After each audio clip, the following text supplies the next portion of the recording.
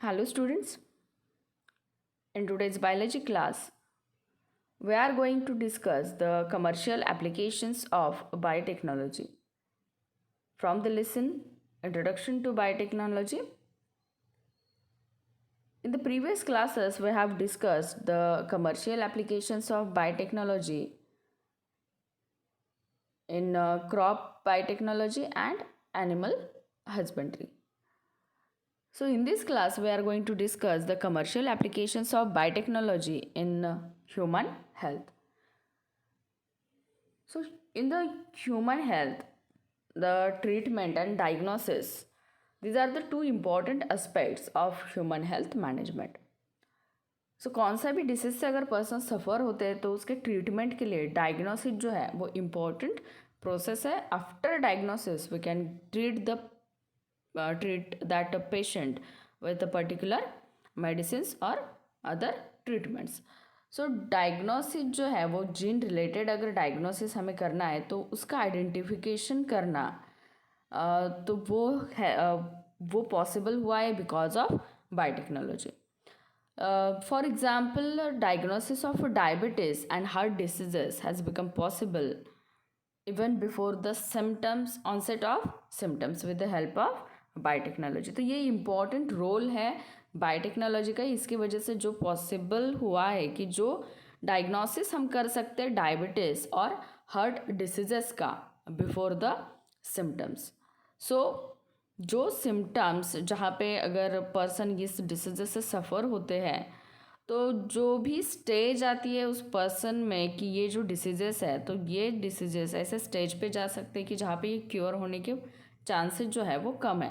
But इसके जो symptoms है वो सिम्टम्स बिफोर विजिबल होने से पहले हम क्या कर सकते हैं बायोटेक्नोलॉजी की हेल्प से इनको डायग्नोस कर सकते हैं. मतलब जो स्टार्टिंग होता है या स्टार्टिंग पॉइंट होते हैं तो वैसे सिम्टम्स को हम आइडेंटिफाई करके इन डिसीजेस को क्योर किया जा सकता है. So diagnosis of the diseases like AIDS then dengue it can be possible within few minutes because of biotechnology.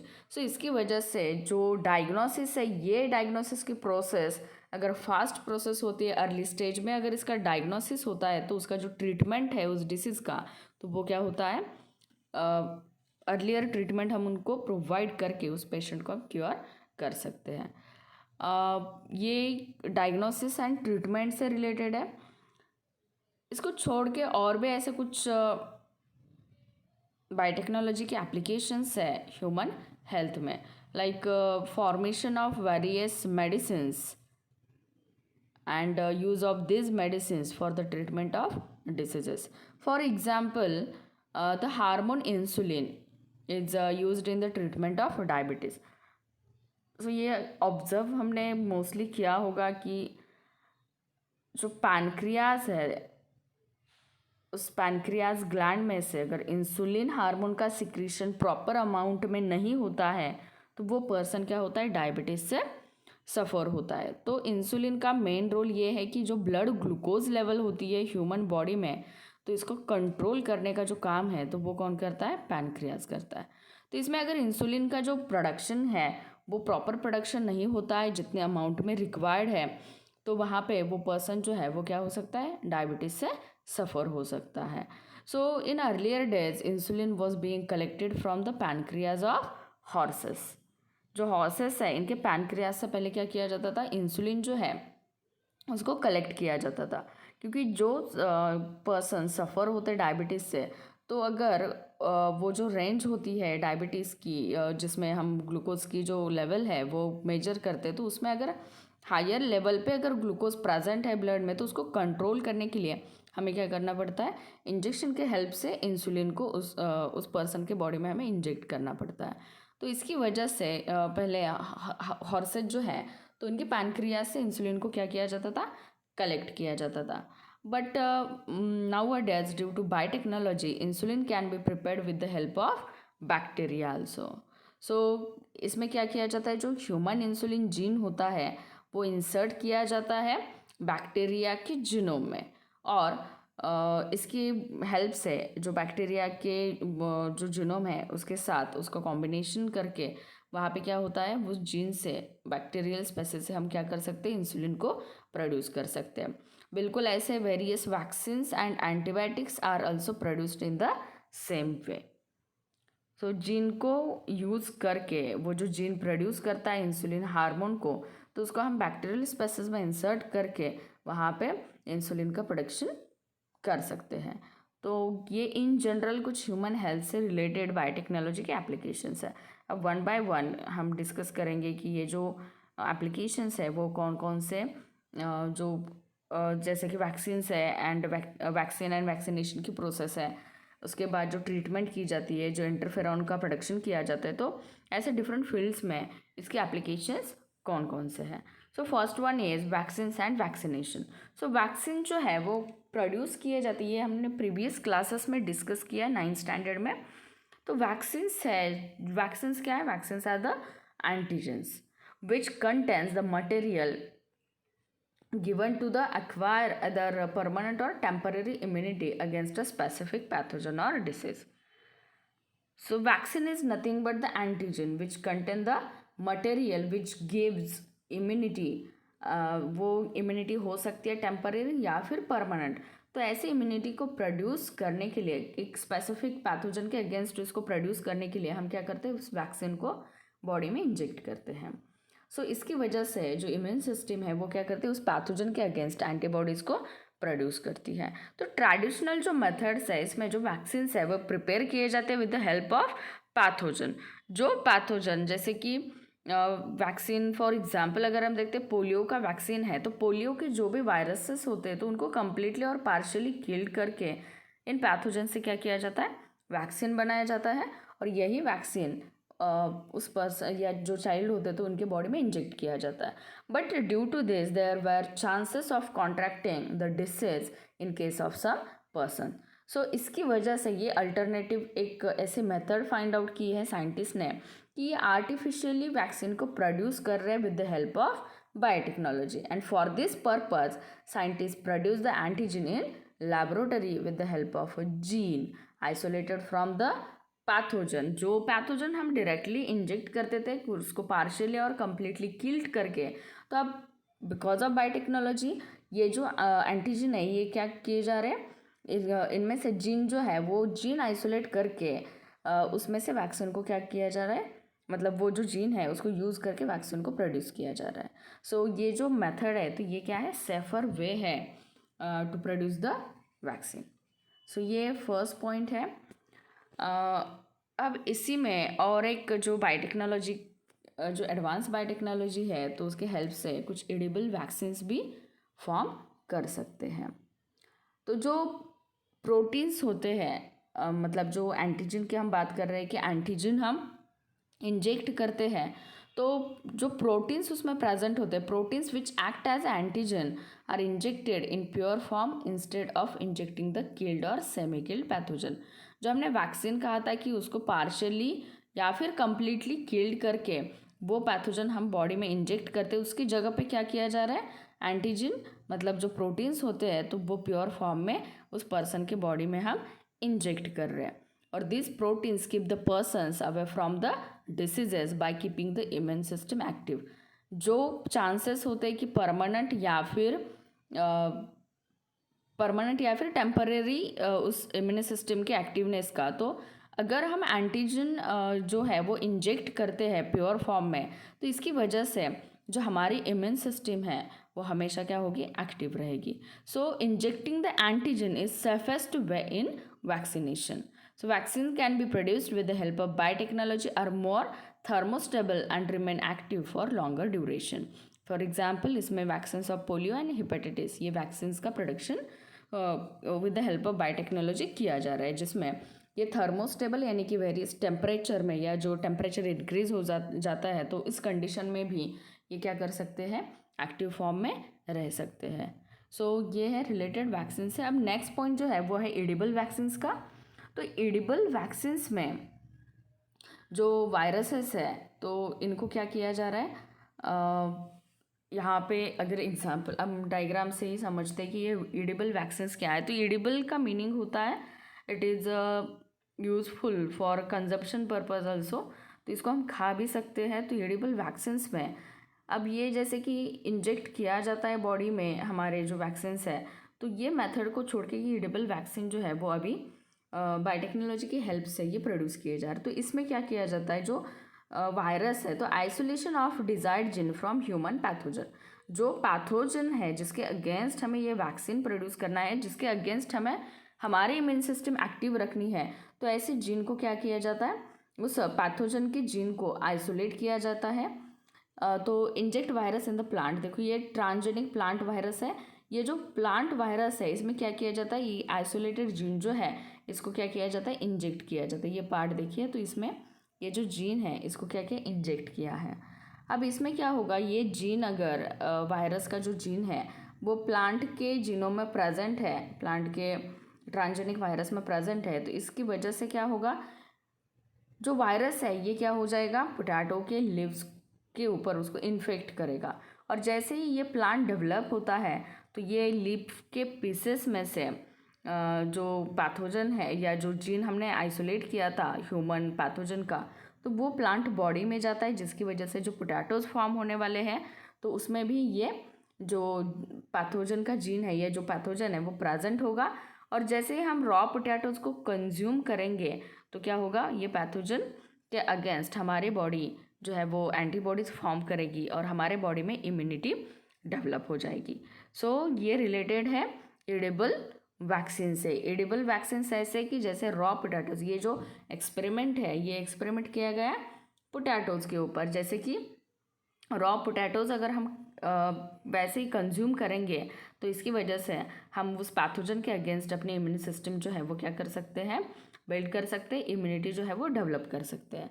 सो इसमें जो पोटैटोज है तो this potatoes are called as transgenic potatoes. इन पोटैटोज को क्या कहेंगे, transgenic potatoes. And this potatoes will act against bacteria like, अब इसमें कुछ ऐसे स्पेसिफिक बैक्टीरियाज हैं जिसके अगेंस्ट ये क्या कर सकते हैं, एक्ट कर सकते हैं, लाइक विब्रियो कॉलेरी है, इसर्शिया कोलाई है। तो ये कंज्यूम अगर हम करते हैं रॉ पोटैटोज तो इसकी वजह से जो इम्यूनिटी है वो जनरेट हो सकती है against cholera and disease cause due to Escherichia coli और ई कोलाई।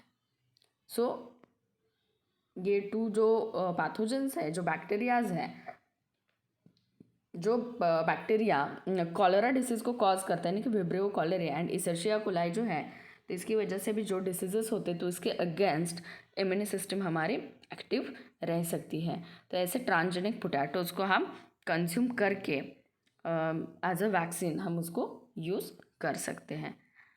इसके बाद वैक्सीन एंड वैक्सीनेशन के बाद नेक्स्ट जो पॉइंट है वो आता है ट्रीटमेंट का। So in for the with the help of biotechnology it is possible to produce the hormones like insulin, somatotropin and blood clotting factors. So ये जो भी एप्लीकेशन है बायोटेक्नोलॉजी का ये बहुत इंपॉर्टेंट है, क्योंकि इसमें जो हार्मोन्स है like insulin hormone is used for the treatment of diabetes disease.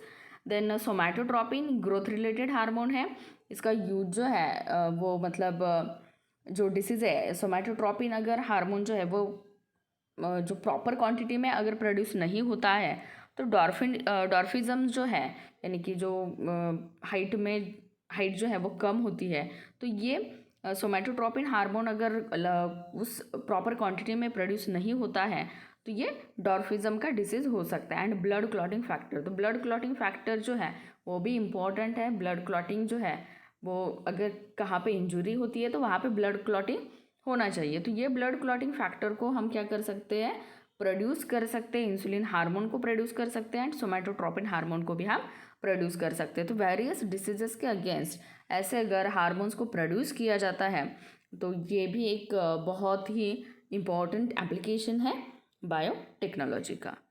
After treatment the next one is interferon means what? So interferon is a group of small sized protein molecule and it is used in the treatment of viral diseases. So इसमें bacterial और viral diseases में अगर हम देखते हैं तो bacterial disease जो है तो वो उसके अगेंस्ट हम एंटीबायोटिक्स लेके क्योर हो सकते हैं। बट जो वायरल डिसीजेस है तो viral diseases mostly long duration के होते हैं और इनके ट्रीटमेंट के लिए जो है वो इंटरफेरॉन को हम यूज़ करते हैं। तो interferon means nothing but small sized protein molecules which are useful in the treatment of viral diseases. ये इंपॉर्टेंट है कि वायरल डिसीजेस को ट्रीट करने के लिए हम क्या करते हैं, इंटरफेरॉन को यूज़ करते हैं। And these are produced in blood. ये कहाँ पे प्रोड्यूस होते हैं, तो ये प्रोड्यूस होते हैं ब्लड में। And however now days with the help of biotechnology transgenic Escherichia coli are used for production of interferon. मतलब ये जो बायोटेक्नोलॉजी का फील्ड है तो इसमें वेरियस टेक्निक्स को यूज़ करके हम क्या कर सकते हैं, ट्रांसजेनिक, जैसे कि हमने ऊपर एडेबल वैक्सीन में देखा था ट्रांसजेनिक प्लांट वायरस जो है वो फॉर्म किया था, वैसे ट्रांसजेनिक इसर्शिया कोलाई को यूज़ किया जाता है for the production of interferon, और वही इंटरफेरॉन यूज़ किए जाते हैं for the treatment of viral diseases. Next one is gene therapy. तो जो जेनेटिक डिसऑर्डर्स है सोमैटिक सेल्स के, तो उनको ट्रीट करने के लिए ये जीन थेरेपी यूज़फुल है। So gene therapy to treat the genetic disorders in somatic cells has become possible due to biotechnology. इसमें अगर एग्जाम्पल है देखते हैं तो इसमें एग्जाम्पल दिया है फिनाइल कीटोन्यूरिया PKT, जो डिसीज अराइज होता है due to genetic changes in hepatocytes means liver cells में। सो ये जो डिसीज़ है तो इसको ट्रीट करने के लिए जीन थेरेपी को क्या किया जाता है, यूज़ किया जाता है। So this method is also called as somatic cell gene therapy. तो हमने somatic cells and germ cells जो है उसका डिफरेंस स्टडी किया है रिप्रोडक्शन का, जो लाइफ प्रोसेसेस का जो लेसन है इसमें। तो जो सोमैटिक सेल्स हैं उनको ट्रीट करने के लिए ये इस मेथड को यूज़ किया जाता है। So it is also known as somatic cell gene therapy. So all the cells except sperms and ova in the body are called as somatic cells. जो ह्यूमन बॉडी है तो इसमें मेल में जो स्पर्म्स सेल है या जिसको हम रिप्रोडक्टिव सेल कहते हैं या फिर जर्म सेल्स कहते हैं, तो स्पर्म एंड ओवा को छोड़ के जो भी सेल्स प्रेजेंट होते हैं तो वो सब क्या है, सोमैटिक सेल्स हैं। तो इनके ट्रीटमेंट के लिए ये जीन थेरेपी जो है वो यूज़ की जाती है। And the last point is from the last point from the human health is cloning. So production of replica of any cell or organ or entire organism is called as cloning. ये important, ये definition हम कह सकते हैं। तो production of replica मतलब same copy हमें form करनी है। वो कॉपी हो सकती है सेल की या फिर ऑर्गन की या फिर इंटायर ऑर्गेनिज्म की। सो इसको हम कहेंगे क्लोनिंग। सो क्लोनिंग में रिप्रोडक्टिव क्लोनिंग एंड थेरेप्टिक क्लोनिंग, ऐसे टू यहाँ पे मेथड्स हैं। तो जो रिप्रोडक्टिव जो क्लोनिंग होता है, तो रिप्रोडक्टिव क्लोनिंग में जो भी फॉर्म किया जाता है तो उसमें जो ऑर्गेनिज्म को हम फॉर्म करते हैं तो उसमें वो प्रोड्यूस किया जाता है by the fusion of a nucleus of somatic cell with the enucleated ovum of any body. यहाँ पे ध्यान देखिए, हमें ये देखना है कि ये प्रोसेस क्या है क्लोनिंग की। तो रिप्रोडक्टिव क्लोनिंग में हमें क्या करना है, क्लोनिंग में टू सेल्स होते हैं जिसका तो फ्यूजन करके उसमें फर्टिलाइजेशन की प्रोसेस होगी और जाइगोट का फॉर्मेशन होगा। बट यहाँ पे क्या किया जाता है, जो सोमैटिक सेल्स है तो सोमैटिक सेल का जो भी न्यूक्लियस होता है, ये फॉर एग्जांपल कंसिडर कीजिए ये सोमैटिक सेल है। इस सोमैटिक सेल का जो भी न्यूक्लियस है इसको क्या किया जाता है, फ्यूज़ किया जाता है विथ ई न्यूक्लिएटेड एग।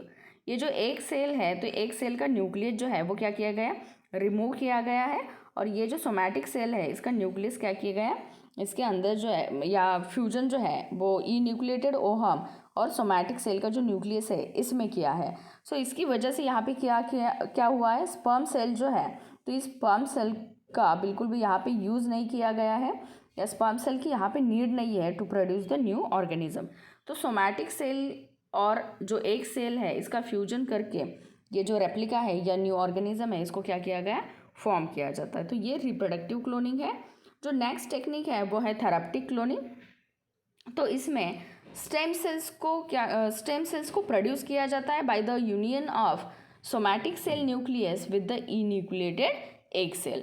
तो इसमें हमें क्या करना है, सोमैटिक सेल जो स्पेसिफिक सोमैटिक सेल है, फॉर एग्जांपल अगर हम देखते हैं तो लिवर सेल या फिर कार्डियक सेल, तो इसमें क्या किया जाता है, उस सोमैटिक सेल का nucleus with enucleated egg cell से फ्यूज़ किया जाता है, और जिसकी वजह से वेरियस स्टेम सेल्स को प्रोड्यूस करके वेरियस डिसीजेस ट्रीट किए जाते हैं with the help of this stem cells. So similar to cells, genes can also be cloned and millions copies of this genes can be produce. जैसे हम बात कर रहे हैं एक सेल की, तो वैसे जीन को भी हम क्या कर सकते हैं, स्पेसिफिक जीन को हम क्लोन करके उसके मिलियंस ऑफ कॉपीज़ को फॉर्म कर सकते हैं, और यही कॉपीज़ हम यूज़ कर सकते हैं जीन थेरेपी में. इसका जो रोल, मेन इम्पॉर्टेंट रोल है वो इसमें है कि ये कंट्रोल करता है हेरिडिटरी डिसीजेस को. So controlling the inheritance of hereditary diseases, then continuation of generation, enhancing the specific tendency may become possible due to cloning techniques. So however, there is a worldwide opposition to human cloning on various issues. तो human cloning में बहुत सारे issues है जिसकी वजह से इसको oppose किया जाता है, या फिर बैन है इसके ऊपर कि ह्यूमन का जो क्लोन है वो हम प्रोड्यूस नहीं कर सकते हैं. बट ये जो टेक्निक्स है, जो थेरेप्टिक क्लोनिंग हो या फिर रिप्रोडक्टिव क्लोनिंग, तो ये बायोटेक्नोलॉजी की हेल्प से ये क्लोनिंग की प्रोसेसेस पॉसिबल हो सकते हैं. तो वेल नोन एग्जाम्पल है क्लोनिंग का, जो कि डॉली शिप, जो फर्स्ट टाइम ये क्लोन फॉर्म किया था, तो जिस शिप को नाम दिया गया था Dolly, which was born in Scotland by cloning technique on 5 July 1996. सो ये फर्स्ट जो है वो एग्जाम्पल है डॉली शिप का, जो क्लोनिंग की प्रोसेस से बनाया गया था. After that we are going to discuss the next points like industrial products or white biotechnology, then environment and biotechnology. After that, food biotechnology and DNA fingerprinting in the next class. So today's homework is, what are the applications of biotechnology in human health?